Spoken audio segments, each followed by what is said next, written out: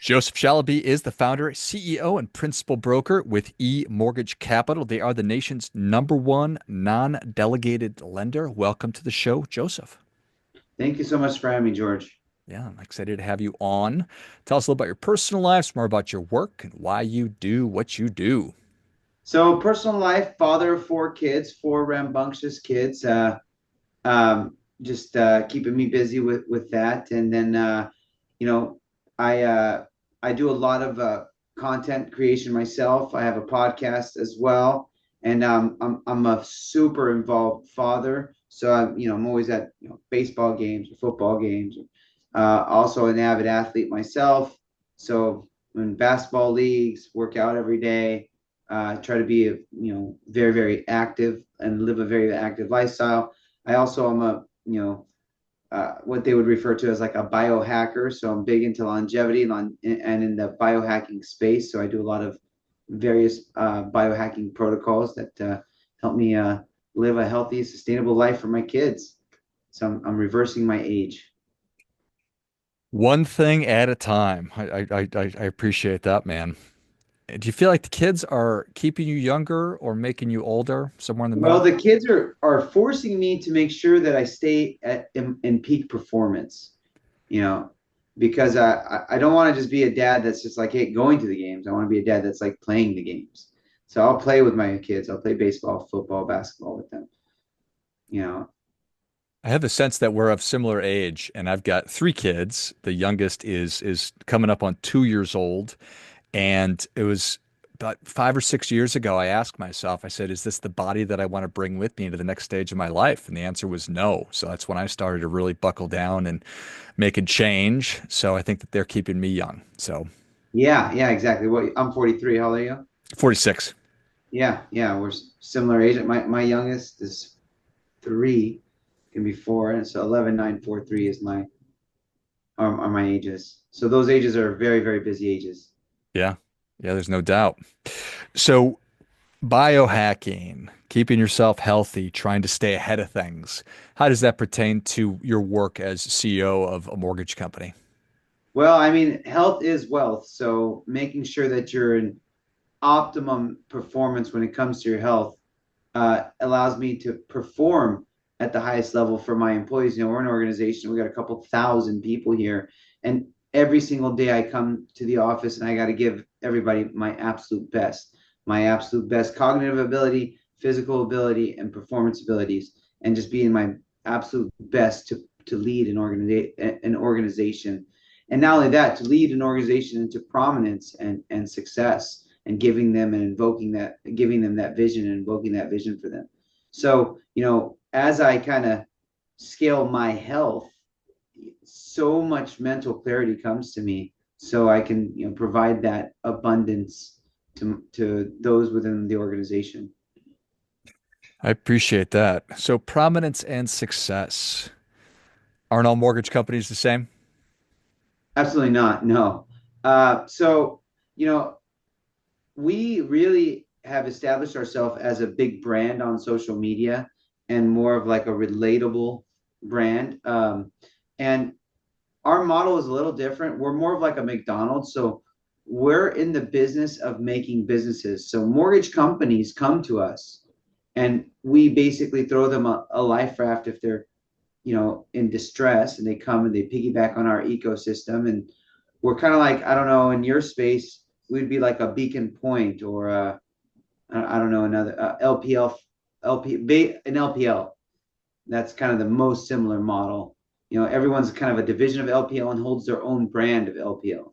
So when I told you you own your own wealth management company, you probably have like a division of an LPL or something like that. Same concept applies, and it's now coming into the mortgage space where basically everyone piggybacks on a massive ecosystem like an LPL. eMortgage Capital is that brand, and they have their own distinguishing name, their own company name, brand name, group name, team name, whatever they want to be called. But we want to help folks brand themselves, their company, their group, and provide the resources. So we spend millions of dollars a month on our ecosystem.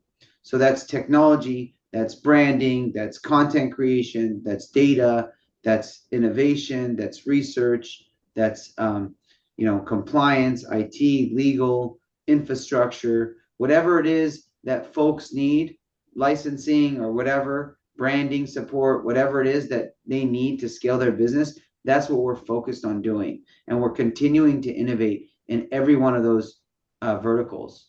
So they're all very expensive to innovate. And when you get a small mortgage broker shop who really has no money to invest in their company, like we're really a saving grace for them. Like they have no way to scale. They're capped on licensing because they're limited to California or Georgia or Kentucky or wherever they're at. And they want to expand their footprint and they can't because they don't have the money. They don't have the resources. They don't want to deal with the compliance nightmare. They don't want to deal with the potential litigation matters that could pop up or whatever. Like we are that back end for them and we help them infinitely scale. So we're like a massive hedge fund for any mortgage company. That's a great way to describe it. Thank you. I was just reading about how one massive mortgage provider in the United States just bought another pretty big one.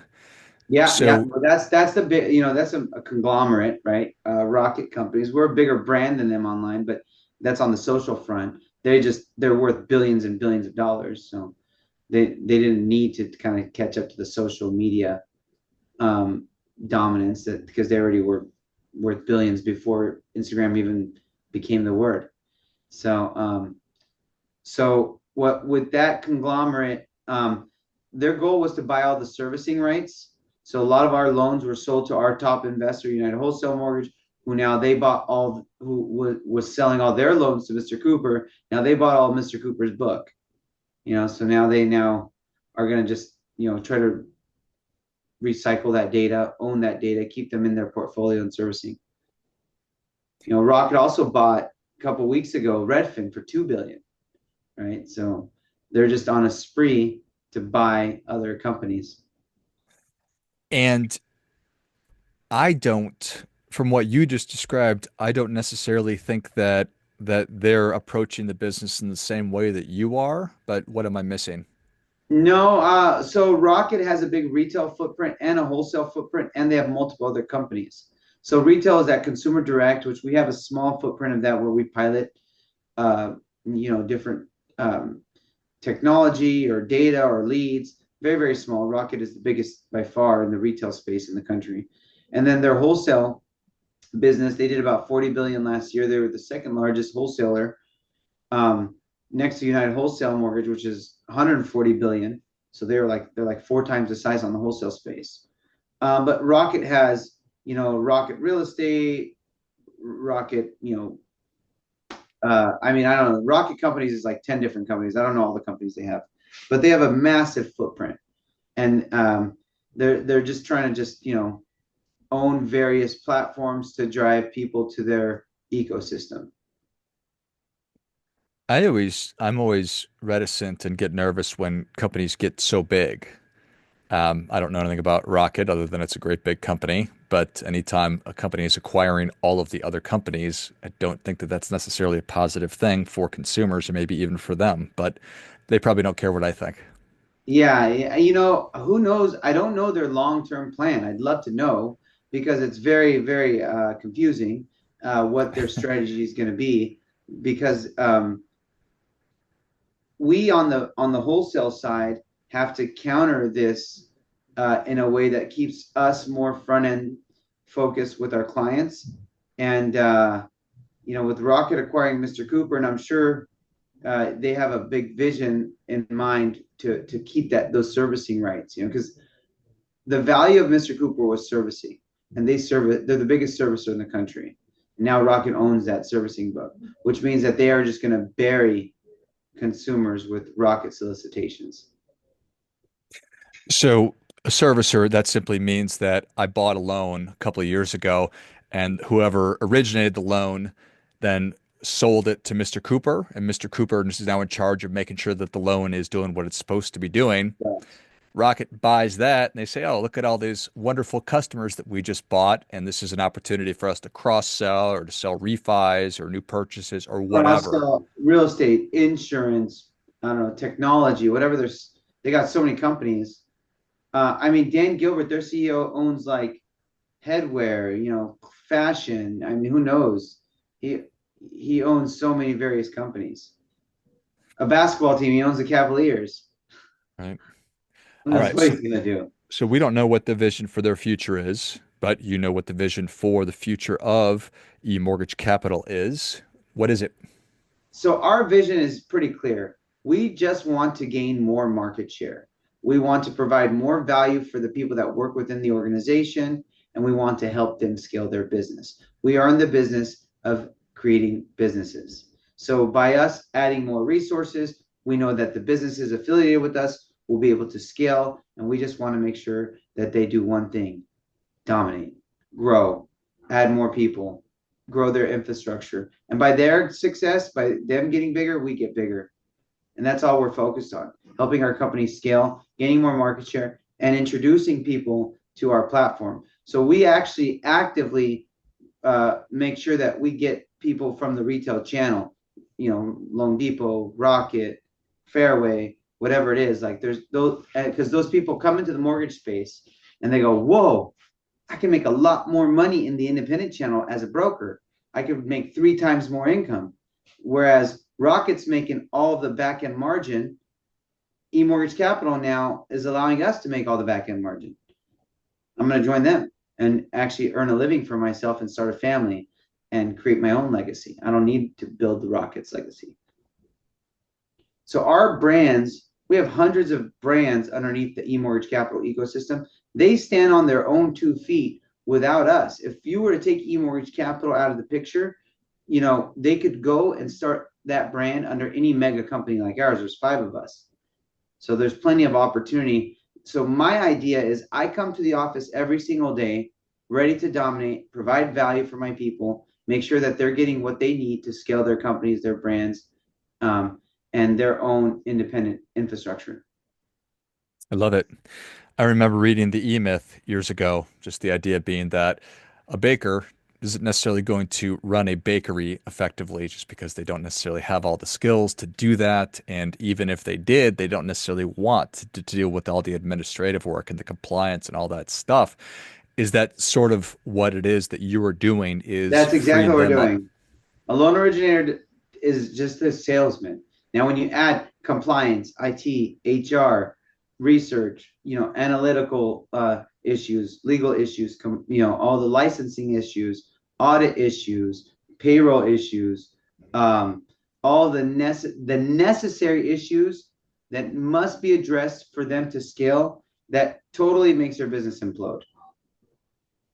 Yeah, I think that that makes a lot of sense and probably pretty easy to happen. How do you stay on top of artificial intelligence or just whatever the next tech We offering is? embrace artificial intelligence. We embrace it because we have to utilize it to do more. So in order for me to scale, there's an artificial intelligence application being created every minute right now, every minute. So every minute, some AI app is coming out to help people do more business, better business, faster business. So you got to embrace it because it's going to replace a lot of people. So one thing that we're doing to counter AI's replacement of loan officers is we're helping them build their brands, because pretty soon loan officers won't be needed. And the only thing that the people will know are their brands. So they're going to have to dominate their areas. They're going to have to be the guy in that local area that everybody goes to for money. And if they don't dominate their area, like, they're going to be forgotten. And ChatGPT now reasons for the consumer and will tell you, go work with this guy, go work with that guy. And with these conglomerates now, like rocket companies, they're just going to basically try to push out the loan officer too, because now they're servicing all these loans. So they'll just use AI to redo the loans for cheaper with less margins. So, AI is coming, it's coming fast, and people got to be ready for it. And what's more important now than ever is personal brand and personal brand awareness and personal marketing and building out your own social presence. That's why things like this are important. Podcasts are important. I'm releasing a book, doing speaking engagements. I got a ton of different things that I'm doing to build my own personal brand in preparation for this massive AI movement. and I'm helping the company build its personal brand through my own education of all of this. Which makes sense. So when you talk about dominating your area as a mortgage broker in South Florida, that means to stay ahead of artificial intelligence and not become irrelevant, get put out of a job, you become the go-to person for everybody in the community, kind of a thing. That's right. That's right. You become the guy, just like what you're doing in your space. Like you're the financial planner for everyone that you know. Loan officers, realtors, everybody who has some sort of independent business has to be known as that guy. How do they do that? They brand themselves on social media. Everybody in your area knows you, likes you, trusts you, relates to you, and they do that by your brand awareness, And that's part of your offering is helping them helping them to get that moving. navigate that, create the scripting for it, help them with their content creation, help them, post on social media, help them get the marbles out of their mouth, help coach them on this stuff. What is It's not easy. It's not easy, and a lot of people aren't eloquent like you. You right? know, they can't. They're terrified of getting in front of a camera. Me, I live in front of a camera. Why? Because I'm forced to. Because I got to get my message out. I want to get 10,000 views on my content before I walk out of my house. Like I'll put a video out before I spoke to a stadium this morning. They heard my message. Some of them liked it. Some of them didn't care to. It's all good. They heard me though. That's Got the exactly message right. out. What are you most excited about as you look into the future? AI is making moves and it's moving at the speed where I have a perpetual anxiety that I'm behind. I'm behind. I'm not moving fast enough. I can't scale fast enough. Uh, and I know I'm never supposed to be anxious, but it's just like I'm feeling like I'm not like as creative as I should be, or as innovative as I should be, or as much of a thought leader as I should be, just because of that, because of how fast things are moving in technology. So I'm excited about how, like, my ability to scale and do more with less, my ability to infinitely, infinitely educate and deliver my message, and all the new applications that are helping streamline my business and the efficiencies that are coming into place. Um, it's just it's there's a level of excitement and there's just so much unknown, right? What is that going to do to this business and every business? Now, there's no business that isn't impacted. The people that I see that are most terrified about embracing AI, for instance, are lawyers. They're like, no, no, no. I'm like, no, ChatGPT will write that answer. No, no, no. I'm like, bro, give me the lawsuit. Boom, here's your answer. 2 seconds later, like, oh my God, lawyers are going to be hurting. Doctors, same thing. Like, robots are going to be able to perform surgeries within years. Every industry has to embrace it, figure out how to utilize it, how to prompt it, how to deduct and reason with it, and build their own brands. You see doctors now building their brand on TikTok and Instagram. Everyone's just got to embrace this new change of social media, brand building, AI. How does this all relate? Yeah. How does it all relate? And, you know, Joseph, I think that having a healthy sense of anxiety is essential and a positive thing. If I'm not a little bit worried about things and trying to look around corners, then I'm probably not locked in enough. And you mentioned that you're a super active guy and you want to make it to as many different games of your kids as you possibly can, and you want to dominate every time you're in the office, and you've got a big vision that you're executing. How do you structure your day, if that's a question you can answer, and how do you No, sort of I ask that on my podcast every morning to every founder, CEO I talk to. It's like, what's your morning routine? And it's like I've adopted a pretty stable morning routine. Like, I wake up every day about 5:30 a.m. I have, vitamins. I do like a red light hat. I do a protein shake. Then it's the gym at 6, and it's showered, and it's like after. So it's like, so I do stretches in the morning right before the workout, and then I try to mix in like some sort of biohacking therapy, like whether it's a hyperbaric chamber or a red light bed or a theta bed or a CVAC or whatever it is. And some at some point throughout the day or the week, a couple times a week. So so every morning it's pretty much the same. It's like vitamins, protein, red light, workout every morning. Oh, all of that's done like while I'm doing, and then I got getting kids ready for school and stuff like that. And all of it, and then rinse and repeat. So, Yeah, all of it, rinse and repeat, and very fast. And I'm often doing multiple things concurrently. So people are like, how are you doing this? I'm a very good multitasker, despite the science that it's not effective or not true. Like I have no choice. I have to do it.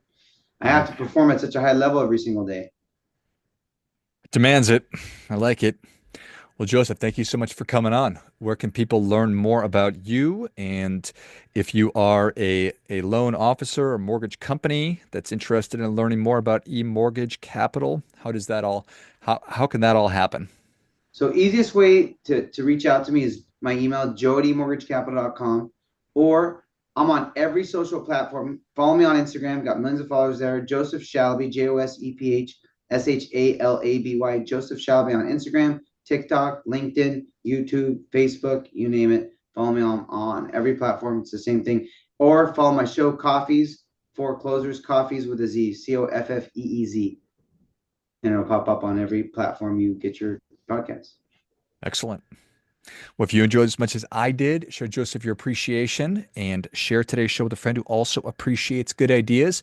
Find Joseph on social media, and we'll link all of them in the notes of the show. And check out his podcast, Coffeez for Closers. It's Coffeez for Closers, and I'll link that in the notes as well. Thanks again, Joseph.